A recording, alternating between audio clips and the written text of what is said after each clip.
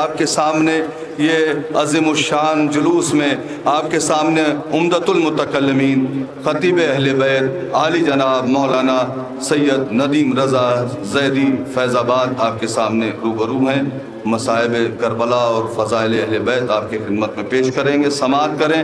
استقبال میں باواز بلند نعرہ صلوات اللہ۔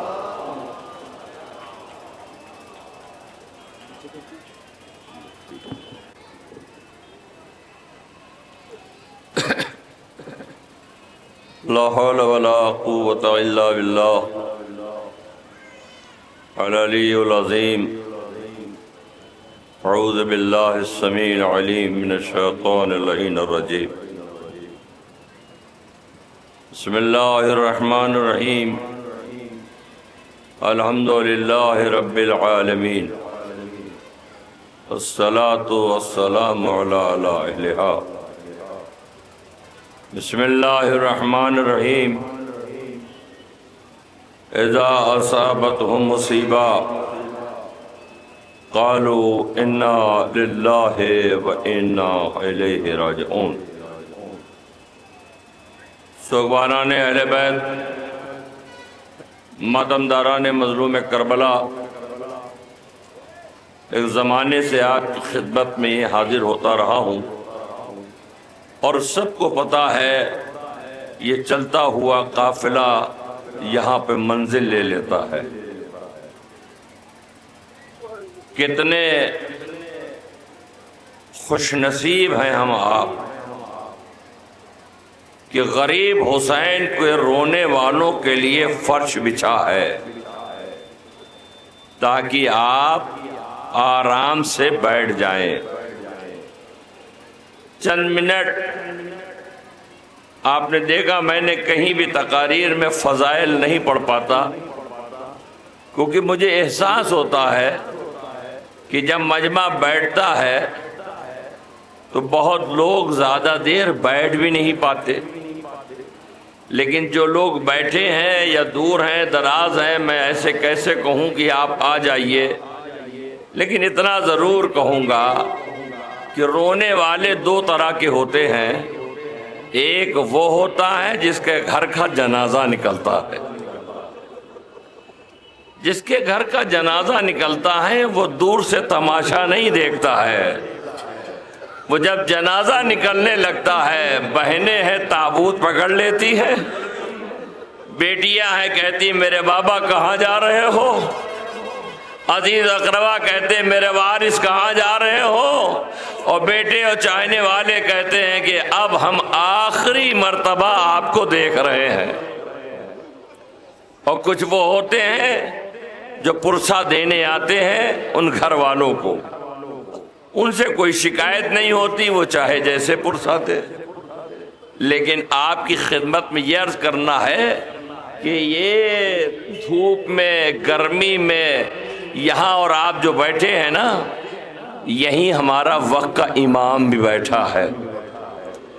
ماشاءاللہ، اللہ آپ کو سلامت رکھے۔ آواز بلند ہو گئی، میں زیادہ دیر نہیں پڑھوں گا۔ آپ جانتے ہیں، آپ کو پتہ ہے نوحہ خان، اللہ ان کو سلامت رکھے، یہ نوحہ پڑھتے ہیں، مرثیہ پڑھتے ہیں، مصائب پڑھتے ہیں، آپ دل کھول کے روتے ہیں، جبکہ مصائب پڑھا جا رہا ہے، سنا جا رہا ہے۔ خیال کرو کہ جب امام زمانہ، ہمارا وقت کا امام وہ ہیں جس کے سامنے حسین کا وہ خوب ہرا کرتا رکھا ہوا ہے، میرے مولا کے سامنے وہ خوب ہرا کرتا رکھا ہوا ہے جسے میرا مولا دن رات دیکھتا ہے، کہتا ہے میرے جد مظلوم،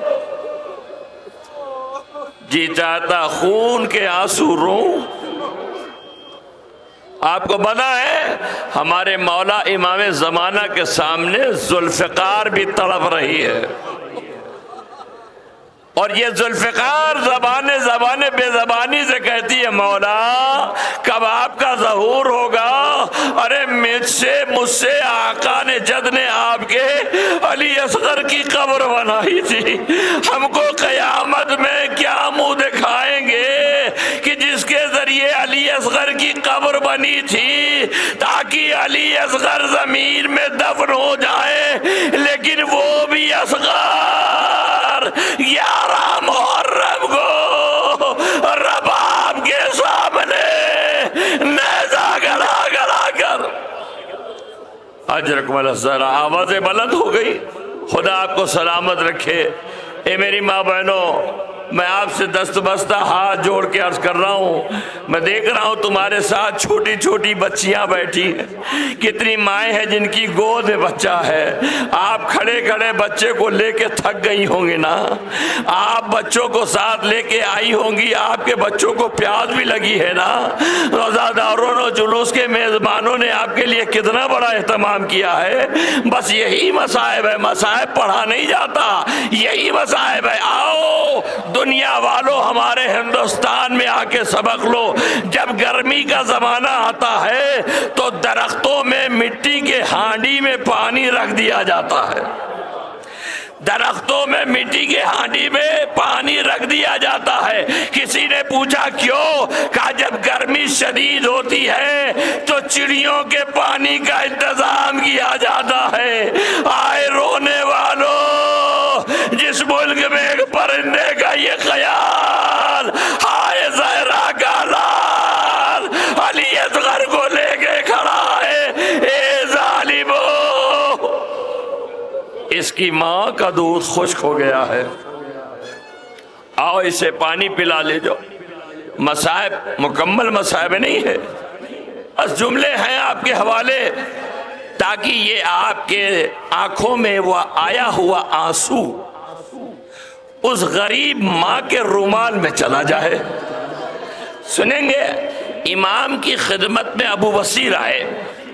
ابو بصیر سے میرے مولا نے کہا، ابو بصیر تم تو روز میرے یہاں حاضری دیتے تھے، لیکن کل کیوں نہیں آئے؟ سنیں گے رونے والوں، کل کیوں نہیں آئے؟ کہا مولا کل آپ کے جد کی میں نے مجلس کیا تھا، کل آپ کے جد کی ہم نے مجلس کیا تھا، ہاتھ آپ کے کھلے ہیں سر پیٹ سکتے ہیں، آواز آپ کی کھلی ہے آپ آواز دے کے رو سکتے ہیں، کل آپ کے میں نے جد کی مجلس کیا تھا۔ ہائے میرا مولا تڑپ کے کہتا ہے تم نے مجھے نہیں بلایا، تم نے مجھے نہیں بلایا۔ سنیے گا، ابو بصیر کہتے مولا میں نے اس لیے نہیں بلایا کہ مجلس میں آپ کا تڑپنا دیکھا نہیں جاتا، مولا آپ کا تڑپنا دیکھا نہیں جاتا۔ میرے مولا کھڑے ہو گئے، ارے تمہیں میرا تڑپنا دکھائی نہیں دیتا، مجھے اپنی دادی فاطمہ کا تڑپنا دکھائی نہیں دیتا۔ اللہ آپ کو سلامت رکھے۔ آپ کی آوازیں بلند ہو گئیں، خدا آپ کو کسی غم میں نہ رلائے سوائے غم اہل بیت کے۔ جب سے محرم کا چاند نکلا ہے مسلسل رو رہے ہو، مسلسل ماتم کر رہے ہو، مسلسل گریہ کر رہے ہو۔ یہ اہتمام مجلس کا، تقاریر کا اور شبی کا، اور آپ کے سامنے جو کچھ بھی مناظر پیش کیے جا رہے ہیں شریعت کے دائرے میں شاعر اللہ کی نوعیت سے، یہ صرف اس لیے ہے کہ اس غریب حسین پہ رو لو۔ جب آپ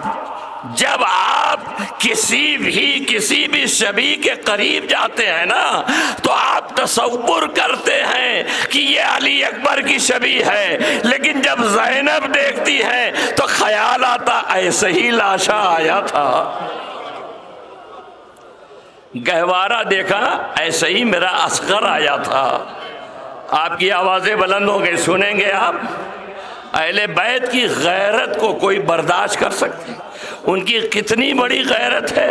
میری ماں بہنوں، آپ جلوس کے آگے دیکھیے، اماریاں ہیں نا، کتنے اہتمام سے اماری نکالی گئی ہے۔